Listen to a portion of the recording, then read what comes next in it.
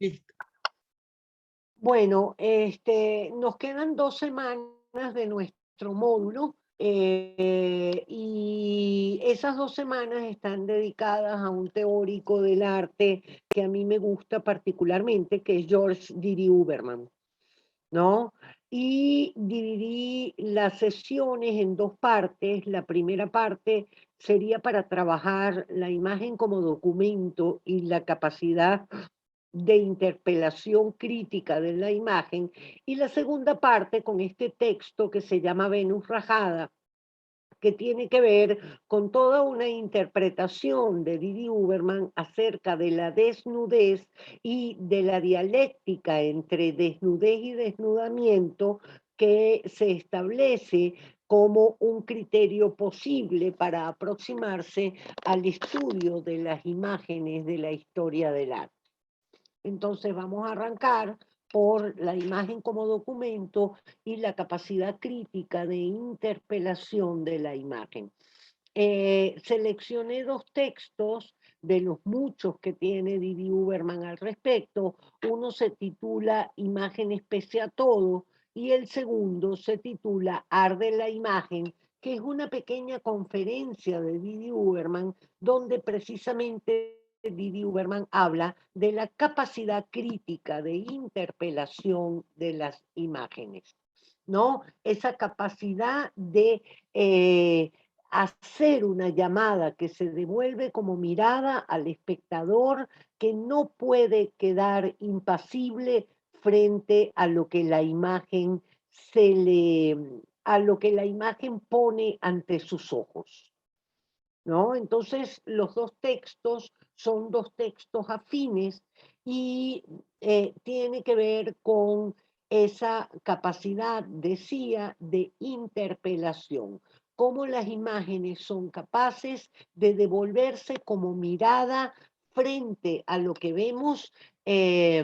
como una mirada que exige una respuesta, que pareciera impedirnos permanecer ajenos a eso que la imagen pone ante nuestros ojos, ¿no? Entonces, en Imágenes pese a todo, Didi Uberman trabaja con algunas fotografías que quedan como documento de los campos de exterminio durante el nazismo, y trabaja cómo esas imágenes tienen en sí misma un valor documental frente al cual no podemos mantenernos indiferentes. No, porque esas imágenes traen a colación un real que de otra manera quedaría completamente perdido para el campo de las representaciones. Entonces, la imagen tiene esa capacidad de inscribir lo real, no solo, como decía Lacan, de construir una película imaginaria sobre lo real, sino también de rasgar el imaginario y de inscribir lo real entre nosotros, ¿no? Entonces, estas imágenes que quedan del campo de exterminio nos dicen que a pesar de todo lo que se pueda decir de la representación de los campos de exterminio y de todo lo que se ha dicho al respecto, esas imágenes son relevantes y son relevantes precisamente como un documento de lo real. En ese sentido, la imagen y la fotografía tiene un valor documental en tanto en cuanto inscribe lo real entre la superficie más o menos ideológicamente articulada del imaginario con el que nos relacionamos precisamente con esas imágenes reinas que obturan lo real. Entonces, en este caso, a Didi Uberman le interesa el valor documental de la imagen y el valor documental de la imagen como algo frente a lo cual no podemos quedarnos quietos, no podemos quedarnos impasibles. ¿no? De hecho, por eso se conecta este trabajo de imagen especia todo con Arde la imagen. Didi Uberman trae a colación un sueño contado por Freud, que es el sueño del hijo que le dice a su padre en sueños: padre, ¿no ves que ardo? ¿No ves que estoy ardiendo? ¿No ves que me quemo? ¿No ves que padezco? ¿No ves que sufro? ¿No ves que me muero?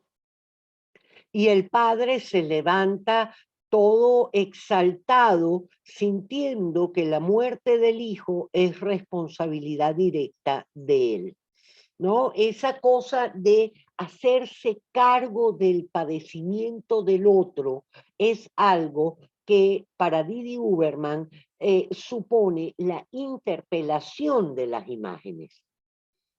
Y en ese sentido, las imágenes son una herramienta crítica, no solo porque tienen la capacidad de traer a la presencia un pasado o un futuro que ya estaba contenido en las imágenes del pasado, como decía Walter Benjamin, sino también porque tienen la capacidad de hacernos responsable de eso terrible que la imagen documenta, ¿no? De obligarnos a hacernos cargo, hacerse cargo del padecimiento del otro. Y en ese sentido la imagen arde. En ese sentido la imagen es una impronta, es una huella de eso que arde. ¿Qué significa la imagen arde? Significa que la imagen opera como una iluminación, como una incandescencia que deja su huella sobre la subjetividad del espectador, que interpela. Entonces, ¿qué leyeron de los textos? ¿Qué le parecieron los textos? ¿Tuvieron oportunidad de leer?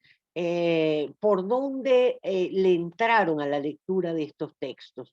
Que son textos que yo no puedo resumir, porque en realidad, bueno, acabo de resumirlos, son apenas una tesis, pero son la experiencia de la lectura,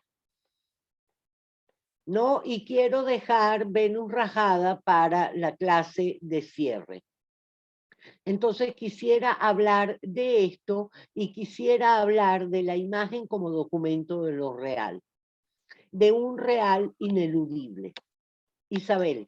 Profe, yo no he leído como le dije, pero lo que acabo de oír de usted veo que tiene como una carga moral.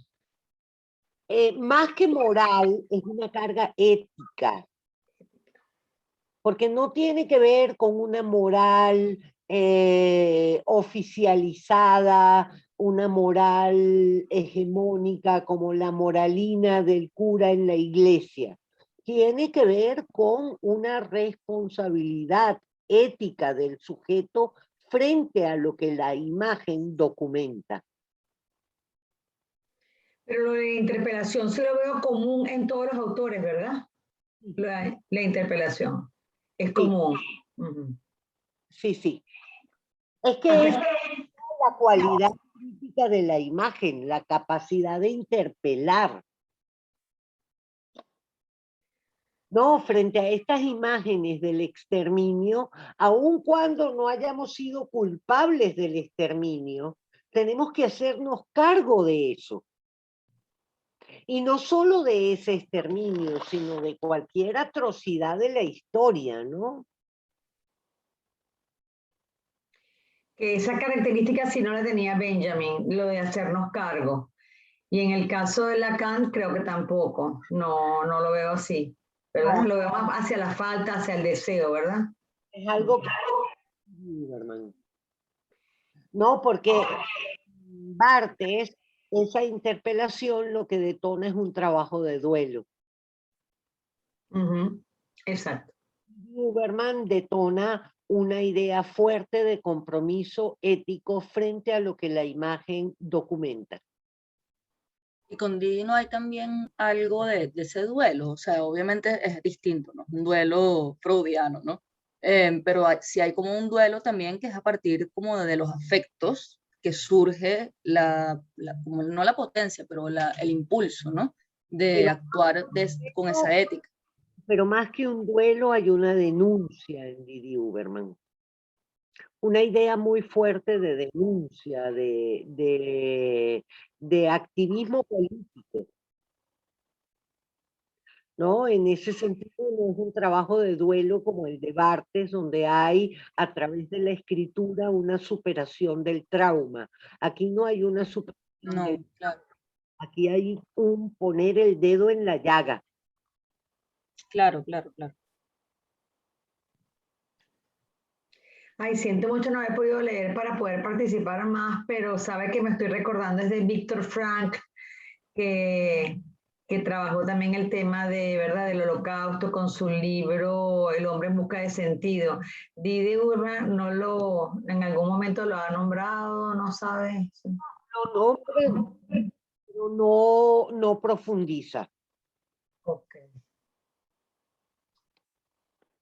¿no? Entonces, este texto también tiene otro texto muy bello que se llama Pueblos expuestos, pueblos figurantes, o lo que las imágenes pese a todo es el que les recomendé, o lo que las imágenes, cuando las imágenes toman posición, es Mm.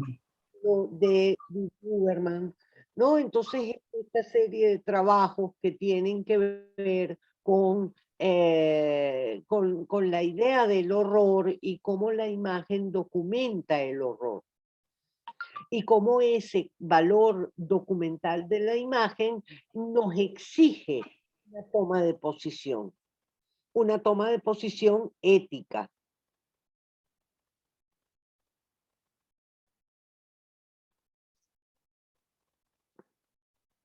A mí me parece muy importante en estos tiempos porque em, si no tomamos como una posición, entonces todo ese concepto que se maneja del uno, de lo integral, del ser humano, entonces cada uno se mete en su burbuja y se siente como fuera de eso. En cambio, aquí es como un llamado a atención, me parece también, un llamado a atención de que la imagen está allí para algo, no No, y solamente para...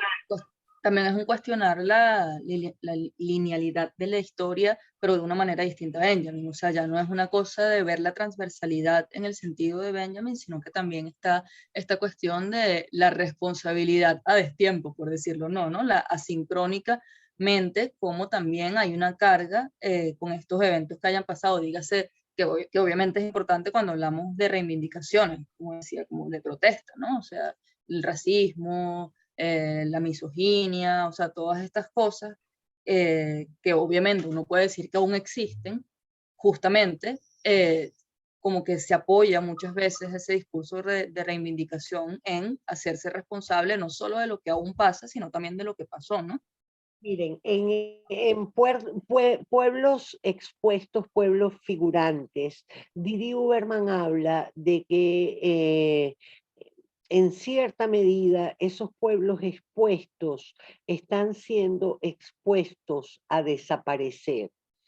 Y hay que transformar esa disposición a desaparecer en una disposición a existir. Y entonces habla de la responsabilidad de la imagen para hacer surgir parcelas de humanidades capaces de garantizar que esa exposición no sea exposición a la muerte, sino exposición a la existencia. Tiene un texto también muy hermoso que se llama Supervivencia de las Luciérnagas, que es toda una lectura que establece Didi Uberman con Walter Benjamin, y habla o parte de una imagen del infierno de Dante.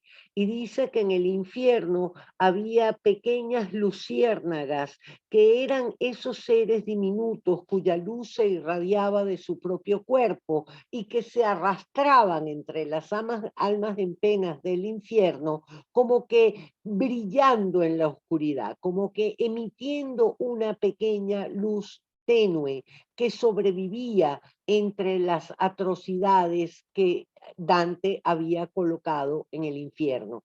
Y a partir de ahí habla de Pasolini y de cómo Pasolini pensaba las luciérnagas y cómo esa relación con las luciérnagas le permitían a Pasolini relacionarse con algo que era del orden de la vida, mientras que las luces apabullantes del fascismo cegaban cualquier posibilidad de supervivencia. Entonces hay un momento en el que George Duberman dice que Pasolini pierde la capacidad de ver las luciérnagas, como esos destellos que en la oscuridad son capaces de resplandecer más allá de las luces asfixiantes y omniabarcantes del fascismo, de los grandes reflectores del fascismo. Y dice que precisamente la imagen fotográfica logra capturar ese destello luminiscente superviviente de las luciérnagas, ¿no? Entonces al final habla de algunos proyectos fotográficos de sujetos en tránsito, creo que es en Palestina, en la frontera, cómo estos sujetos migrantes que se exponen al terror de las fronteras logran realmente mostrar sus parcelas de humanidades supervivientes frente a las atrocidades del poder y del exterminio, ¿no? Entonces podemos pensar que no se trata solo de las imágenes de Auschwitz, no se trata solo de las imágenes de las fosas comunes y de los cadáveres en las fosas comunes. Se trata de la capacidad de la imagen de inscribir lo real en el tejido tranquilizante, ideológicamente articulado de lo imaginario. No, hay una película que yo detesto particularmente, que se llama La vida es bella. La detesto por muchas razones, pero hay un momento en La vida es bella que ejemplifica perfectamente esta doble capacidad de la imagen. Por una parte, la imagen como tejido imaginario, que es lo que se impone en toda la película, y hay un momento en que esa tela se rasga y aparece la imagen de la pila de cadáveres, que es una imagen en blanco y negro, donde están los cuerpos carbonizados que que salían de los hornos crematorios y que eran apilados en los campos de exterminio. Entonces, en ese momento, lo real, la imagen documenta lo real, es un documento de lo real. Y lo real siempre tiene que ver, antes de que me lo pregunten, con lo terrible, lo que no puede ser representado, lo que es insoportable para el sujeto. Lo real no es bello.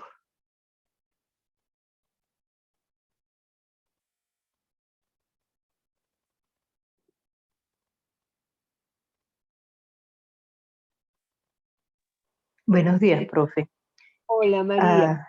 Sí, me había quedado calladita porque yo realmente tampoco leí nada, pero sí, he tenido una semana muy ocupada, muy fuerte.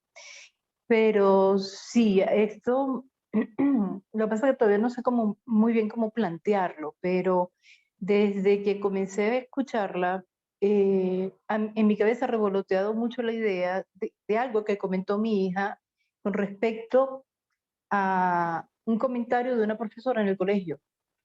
Y era precisamente que ella estaba horrorizada y era de la opinión de que a los niños no se les debía poner nunca imágenes grotescas, fuertes, que fueran así como muy, muy reales, ¿ok?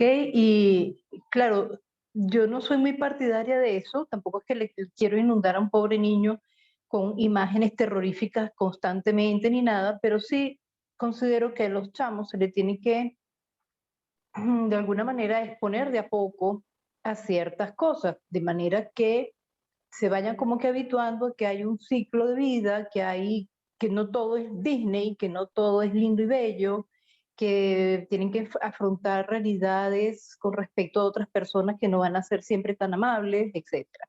Pero ella, no sé si es porque tiene que lidiar con muchos niños a la vez, con muchos chicos a la vez y ve muchos problemas a la vez, pero era prácticamente de la posición de nunca mostrarle nada cruento.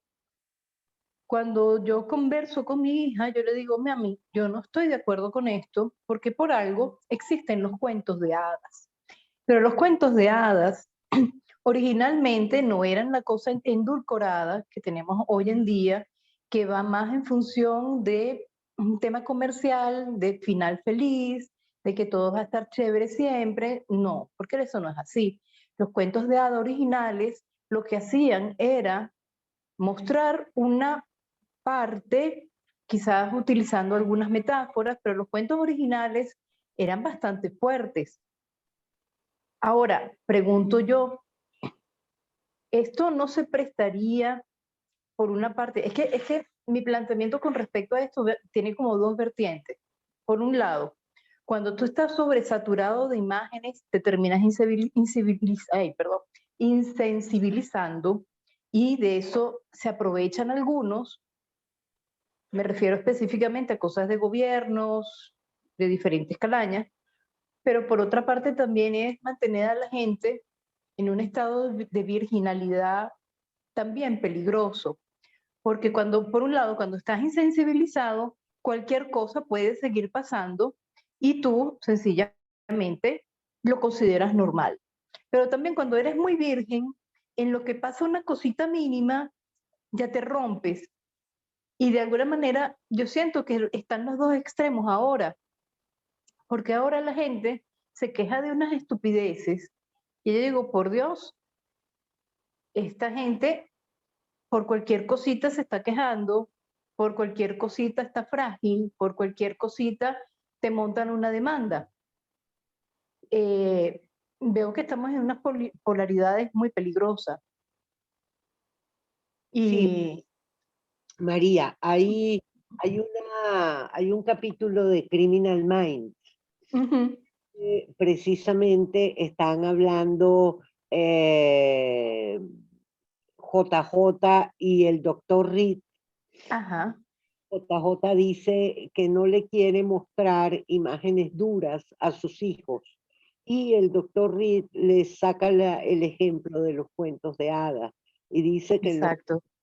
precisamente hay una bruja que se come a los niños, hay unas hermanas que se cortan el pie para que les quepa en un zapato, Ajá, hay una vieja que quiere asesinar a su hijastra para quitarle su belleza.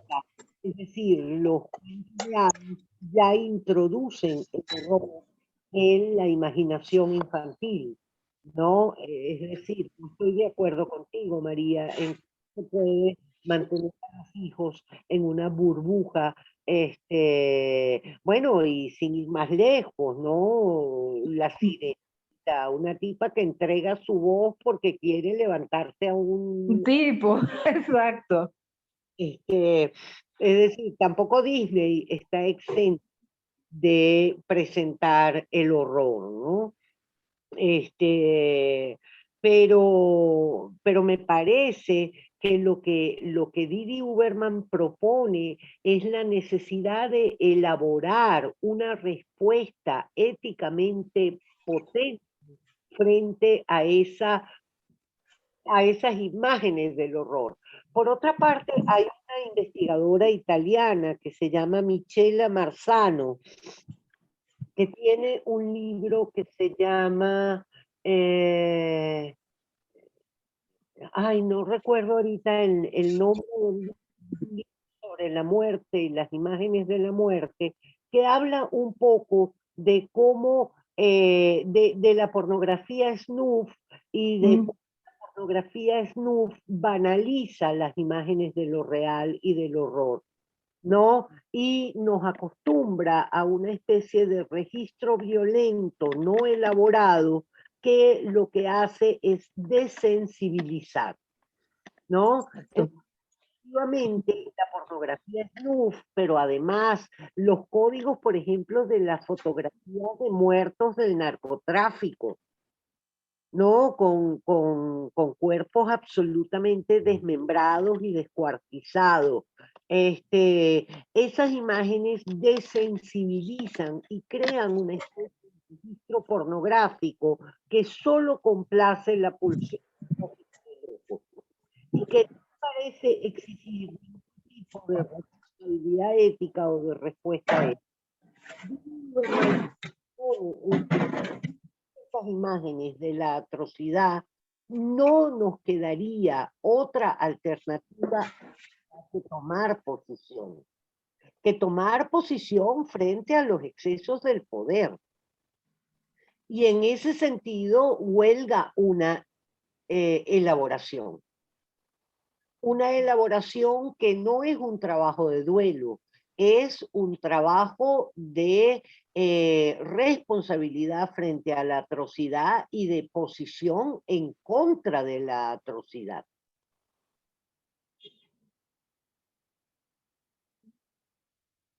Ya va, denme un segundo.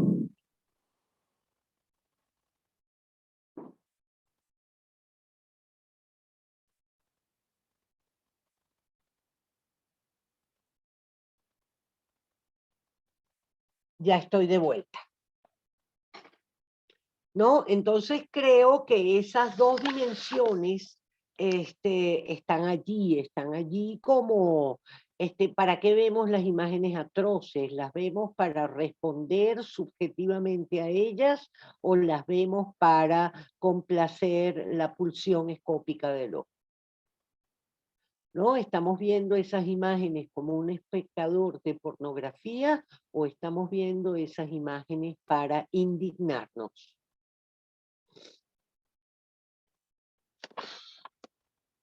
Y eso ahí creo que nos ayuda Benjamin, es decir, si estetizamos las imágenes del horror, estamos jugando a la pornografía. Estamos jugando al fascismo, a estetizar el horror.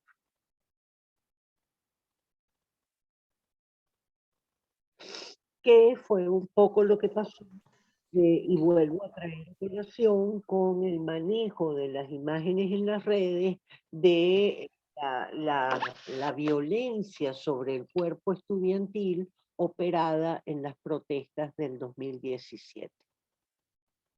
¿No? Había como una estetización de la violencia. Recuerden esa foto del chico que salía todo envuelto en llamas, es decir, se estaba quemando. Y esa foto fue tomada como una imagen bella. Literalmente la pusieron en un local de comida en algún momento y todo. O sea, no sé si llegaron a ver eso. No, yo no vi eso, pero era... No, literalmente la imprimieron como una gigantografía en un restaurante del exterior que era de comida venezolana y estaba forradas las paredes con imágenes Sí, sí, de las en protestas. Argentina, En Argentina, ¿no? Argentina, sí, creo. Sí, yo la vi. Sí, es un restaurante que locura. se llama Chacaíto, de hecho. O sea, se llama Chacaíto y la decoraron por fuera como la estación del metro de Chacaíto. Sí. Una Creo que vez, esa es profe, otra, yo María. estaba, una vez yo ¿Cómo? estaba con un grupo leyendo un cuento, no me acuerdo de qué autor, que hablaba sobre la gallina degollada. Ajá. Y una señora dijo del grupo que su padre era médico y que a él le pagaba mucha gente con gallinas. Y cuando las gallinas llegaban a la casa, él le decía a la señora, mira, mete los niños, porque no quiero que se acostumbren a ver cuando degollan las gallinas para que no se les enfríe el corazón. O sea, ella dice que el papá no quería que las niñas vieran, tenía 4 hijas, que todo el tiempo estaba matando a la gallina como un espectáculo. Y eso uno ve la gallina como un animal para comer, ¿verdad? Y así todo el papá no quiso que ella lo viera, decía que se acostumbraban. Pero Bueno, no sé si por ahí. bueno, Isabel, te cuento así como anécdota. Mis papás son portugueses o fueron portugueses y en su momento, claro, en campo y todo eso era normal sacrificar animales. Pero mi papá siempre contaba que él estuvo a punto de dejar de casarse con mi mamá porque en uno de esos le vio, la vio alándole el cuello a una gallina, que estuvo a punto de no casarse por verla haciendo eso. Y eso a mí siempre, siempre, siempre me quedó así en medio de la ceja, porque por parte de él nosotros fuimos muy dados a querer mucho a los animales, al punto que cuando se murió hicimos una corona diciendo de parte de sus queridas mascotas, imagínate. Ay, Dios. Sí. Bueno, la gallina degollada, precisamente hay 4 niños anormales que Exacto. miran cómo ven degollar a la gallina y que después agarran a la hermanita y la degollan como una gallina. Ah, exactamente, profe, ese era el cuento. Garmendia era, Horacio Quiroga. Horacio Quiroga, exacto. Un cuento de verdad. Pero en contraparte a Horacio Quiroga hay un cuento de Clarice Lispector que se llama Una gallina, donde hay una gallina a la que van a matar para un sancocho en una casa. Y la gallina empieza a correr para salvar su vida. Y en el furor de querer salvar su vida pone un huevo. Y entonces en ese momento la niña de la casa dice que no pueden matar a la gallina porque ahora la gallina es madre. Y es toda una ironía que tiene que ver con cómo se salva la gallina, que iba a ser una gallina de domingo dispuesta para el sancocho y que termina salvándose porque pone un huevo, ¿no? Después al final la olvidan y se la comen. Pero es un cuento maravilloso sobre una gallina. Me hiciste recordar a Clarice Lispector. Bueno, pero en ese olvidar también está el hecho de que igual se la comen. Claro. Y eso, sí, y eso parte de la sensación. Esto, no te quedas en una posición permanente, sino como que terminas adaptándolo, vives tu sensación de pesar por el pobre animal y tal, pero es como que sobrevivencia obliga. Bueno, Y, la diferencia es que no matamos a los animales en la casa, pero de que claro, que claro. no muertos porque alguien los mata, pero ese es otro discurso, ¿no? El problema Exacto. cómo la Como imagen es sacrificada. no, y cómo la imagen exige una respuesta. Pero entonces, profe, quiere decir que al nosotros no sentirnos todavía responsables de muchas imágenes de lo que ha sucedido en Venezuela, que nos podemos mantener en este proceso. Por ejemplo, si no tomamos la responsabilidad de, por ejemplo, como el señor Brito que muere, al verlo nosotros de una forma como fría, entonces, si no tomamos ese partido de alguna manera, esto se va a extender y extender y extender, porque no tomamos rienda en el asunto. Esa es mi tesis. No, pero es una tesis práctica, querida. O sea, ahorita, hace nada, no sé si ustedes lo llegaron a ver, rodó mucho en redes un video de una chama que debe tener, no sé, unos 23, 24 años, que es modelo, eh, trabaja aquí en Caracas en agencias, etcétera, y es un video de propaganda de ella diciendo que hay que votar por la cava, y ella habla como si la Cava fuese ajeno al proceso del chavismo, que es como un ente independiente, que él sí ha hecho las cosas, y hay mucha gente que se lo aplaudió, y eso es una postura que existe entre los jóvenes, porque la postura ideológica, digamos, de alguna manera, y el imaginario común, es que fue una tragedia que no es su responsabilidad, que se les impuso, que a ver, hasta cierto punto es, o sea, tiene algo de cierto esta cosa de haber nacido en chavismo, ¿no? Pero más allá de eso, es como un soltar absolutamente la responsabilidad que te vincula con eso, sobre todo viviendo en el país, ¿no? Porque los que se van y se desvinculan y se renuncian a la nacionalidad, bueno, ya eso es otro tema.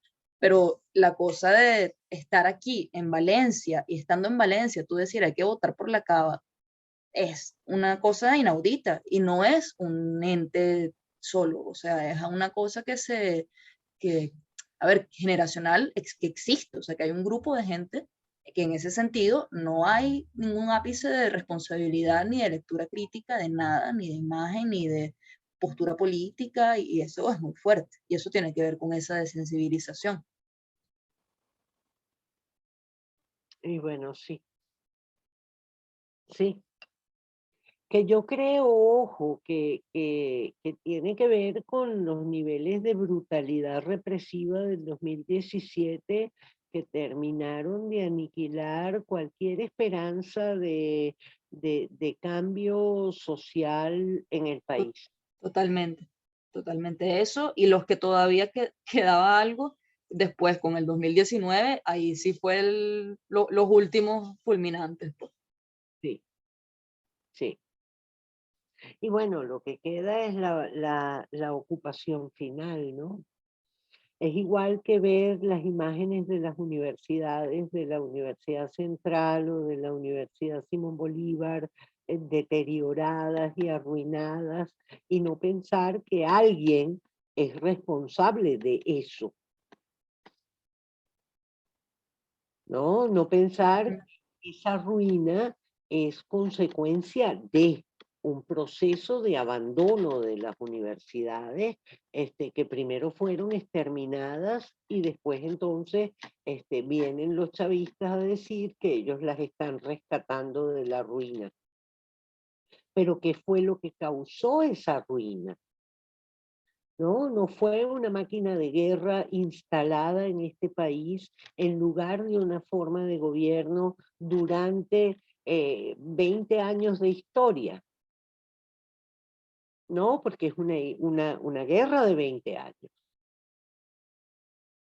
Entonces, pensar la ruina, pensar el deterioro, pensar la muerte, también es un trabajo de elaboración política, crítica. Alguien es responsable de esa muerte. Siempre que hay una muerte, hay alguien que es responsable de esa muerte. Es decir, no cuando es un asunto de una enfermedad o de una catástrofe, pero digamos que una muerte por intervención de una máquina de guerra es una muerte que exige de nosotros una respuesta política.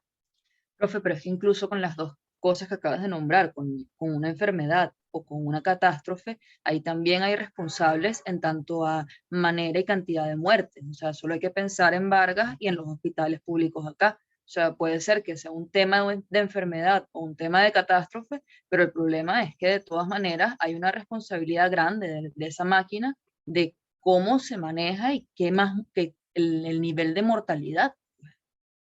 Claro. En ese sentido, cuando las imágenes toman posición, parecen exigir de nosotros una respuesta política.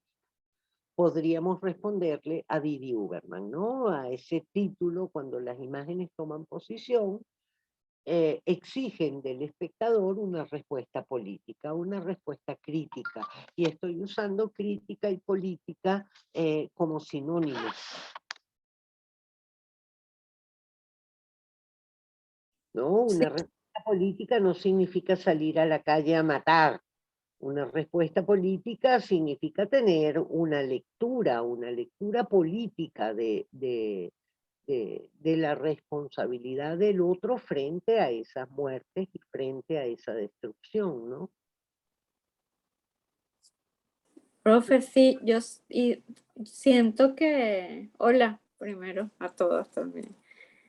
Siento también que al leer a Didi Uberman es como volver un poco como a la esencia, no sé, esa es como una percepción, algo muy personal, pero como volver a la esencia de la imagen como incorrupta, o sea, como que no manipulada, como ahorita es como muy difícil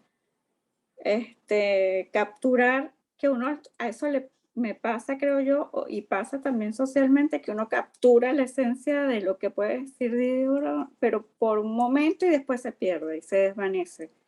Me imagino que bueno, pienso que por el contexto y la manipulación de imagen, que en lo contemporáneo también ya está, con las técnicas de manipulación de imagen y por los medios de tecnología, al alcance de todos ya es tan fácil, pero cómo lidiar con eso, él vuelve otra vez como esa esencia, la retoma, ¿no? Y es como a lo mejor algo muy temporal, lo puedo leer como en un tiempo, como que esa imagen de repente vuelve a su esencia y se puede desvanecer otra vez, se puede manipular, pero cómo puede, pues, a lo mejor una imagen tener que esa esencia sea tan poderosa que a lo mejor no sea tan, o sea, siempre tenga la capacidad de volver a ese momento de esencial de fuerza, de llamar a esa responsabilidad. Y me parece muy pertinente para la lectura de las imágenes en este tiempo, como que se pueda rescatar como la lectura que pasa mucho también con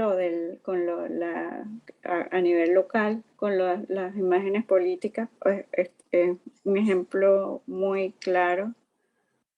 Y me acordé un poco de eso cuando estaba en las lecturas y estaba pasando en paralelo que lo de están como ahorita tomando las imágenes para, para lo del ahorita como que tomar valor a todo ese registro fotográfico que hay para ver ya si ¿cómo que se llama?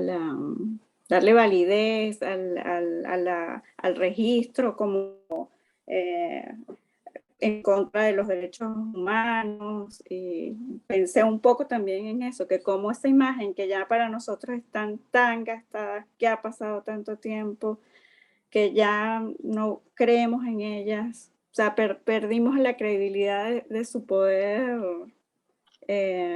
esencial de violencia, y cómo ahora se podría retomar eso y que se lean así. O sea, no sé si es acertada mi visión. Sí, totalmente, totalmente. Esas imágenes vuelven a ser un documento de la atrocidad, ¿no? Y vamos a ver si como prueba permiten llevar adelante el caso de derechos humanos en contra del gobierno de Maduro, pues, porque aunque Maduro no haya matado a nadie directamente, es responsabilidad del gobierno. Claro, o sea, y la violencia totalmente es responsabilidad del gobierno. Y no Claro. solo es toda la imagen, la imaginería violenta con la que uno convive todavía, no necesariamente. Hay un texto de Walter Benjamin que se llama Experiencia y Pobreza, donde Walter Benjamin está en la web, lo pueden bajar, se consigue digital, donde Walter Benjamin dice que no hay experiencias más terribles que la hambruna, la guerra de trincheras y la acción del tirano, que son experiencias tan traumáticas que dejan a la gente muda. enmudecida. Walter Benjamin hablaba de la gente que volvía de la Primera Guerra Mundial y que no podía dar testimonio de lo que había vivido y de lo que había visto, porque era tan terrible que no se podía decir. En esos casos, la imagen logra ser un documento de lo que no puede ser testimoniado, ¿no? Que es un poco lo que dice Didi Uberman en Imágenes pese a todo. Es decir, ese horror que difícilmente puede ser atestiguado, bueno, ahí están las imágenes para dar cuenta de ello. Y rescata precisamente 4 imágenes no trucadas, 4 imágenes que se salvaron milagrosamente, porque fueron sacadas con todo el riesgo que supuso sacarlas de los campos de exterminio. Esas 4 imágenes son el testimonio de lo que de otra manera no podríamos haber reconstruido. Y ya eso las carga de un valor político.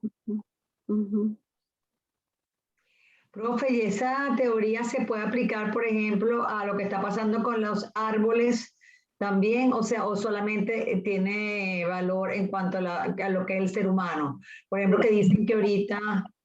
Lo que han hecho en este gobierno con los árboles es una cosa, lo que han hecho con la naturaleza es una cosa salvaje. No solo poniendo en riesgo el Ávila o el Arco Minero, sino en las inmediatas urbanizaciones. Llegan, podan los árboles porque les da la gana, los chaguaramos de la Universidad Central y de las Tres Gracias. Es decir, son una máquina de destrucción realmente. Y es aplicable entonces también lo de Didi Uberman en ese caso de la naturaleza. Bueno, ¿O no tanto? ¿No? No lo refiere a la naturaleza, ¿no? Eso le daría como que otro sentido a su reflexión. Está hablando de atrocidades políticas en contra de la gente, de esos pueblos expuestos. Y por eso que a usted no le gusta La vida es bella, porque ve como que todo es muy Disney en La vida es bella. Y distorsiona. Claro. Distorsiona. Absolutamente. Sí, no creo yo que el horror se pueda estetizar. Y me lo pueden vender como me lo vendan, pero estetizar el horror es un acto fascista. Es hablar a favor del fascismo.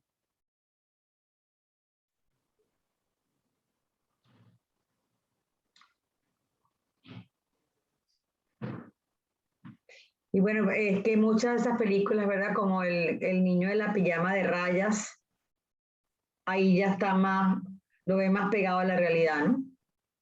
Sí, O pero la pijama, El pianista, creo, ¿no? sí, si fuera tu hijo, te dolería y no te duele. Entonces es como una manera de hacer pasar el horror por el imaginario de la infancia, que mezcla un poco las cosas, ¿no? Hay una película sobre el fascismo que a mí me gusta mucho, bueno, además de Saló, los 120 días de Sodoma, de Pasolini, ¿no? Que trabaja realmente el nivel de perversidad radical, el mal radical del fascismo. Es una película de Alain Resnais que se llama Adiós a los niños, de un grupo de niños judíos que se esconden en un colegio católico,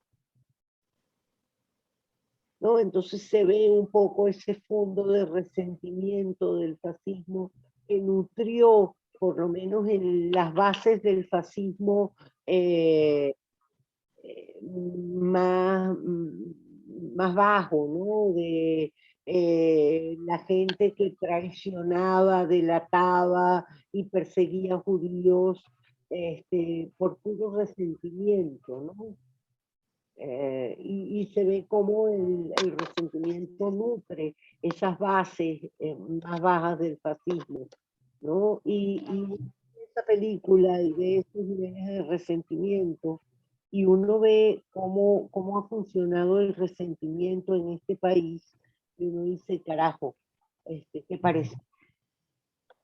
No, es decir, todo el mundo habla de la izquierda, parecido con Cuba, y yo cada vez estoy más convencida de que es fascismo en el sentido más clásico del término.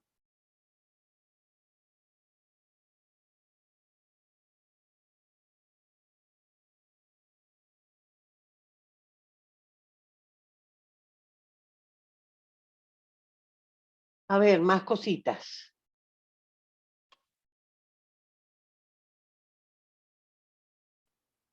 Bueno, podemos adelantar algo de Venus Rajada. En Venus Rajada, Didi Uberman sigue al pie de la letra a Avi Barwood y habla un poco de cómo la imagen y la imagen del desnudo femenino contiene en sí mismo o en sí misma algunos elementos de inquietud que intranquilizan la imagen. Y en esos momentos de inquietud es como si estuviera contenida el negativo de esas imágenes. ¿No? Entonces, Didi Uberman compara la Venus, el nacimiento de Venus de Botticelli con otras imágenes de Venus donde Venus aparece descuartizada por los perros o la ninfa aparece descuartizada por los perros. Entonces dice que mientras existe en la cultura ese impulso por representar el desnudo femenino en una perfección ideal, también existe en la cultura ese tacto de tánatos que está dispuesto a destrozar el cuerpo femenino para mostrar precisamente el horror de sus vísceras expuestas. ¿No? Entonces hay como que una comparación entre la desnudez y el desnudamiento, ¿no? Contrario al desnudo femenino como una concepción ideal de la cultura hegemónica. La pintura muestra la desnudez, pero también muestra el desnudamiento. Muestra el tacto de Eros, pero también el tacto de Tánatos.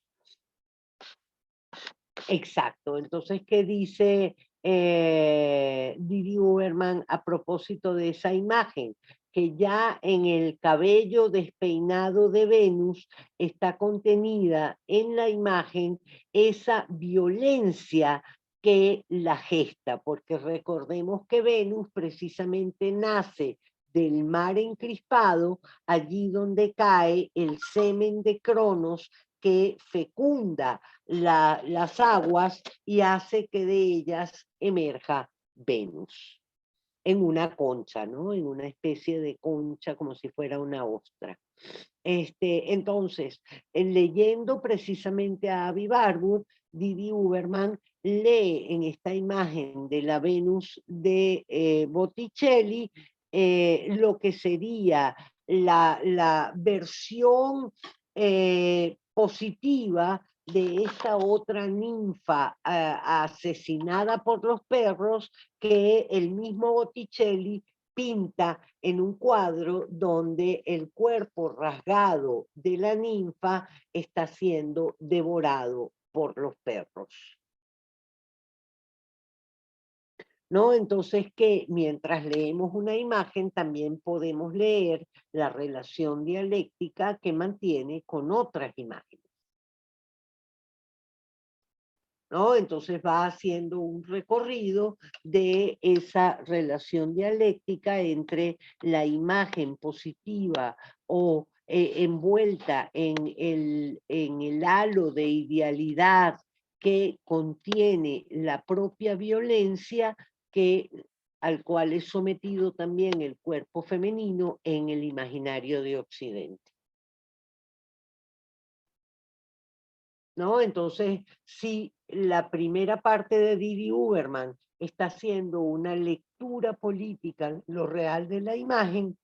La segunda parte de Didi Uberman, que vamos a trabajar sobre todo en la clase que viene, va a representar esa doble lectura de la tradición, donde no podemos quedarnos solo con una imagen de Venus, sino también con esa otra lectura de Venus en la historia de la cultura, que es la Venus rajada. Esa es la otra imagen. Ahí está la otra imagen de la ninfa devorada por los perros.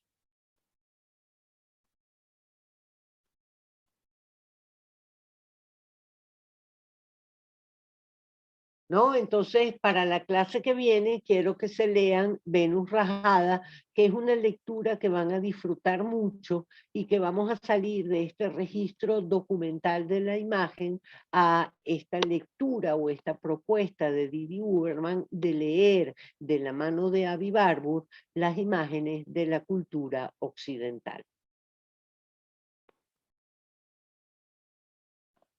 ¿Alguna cosita más?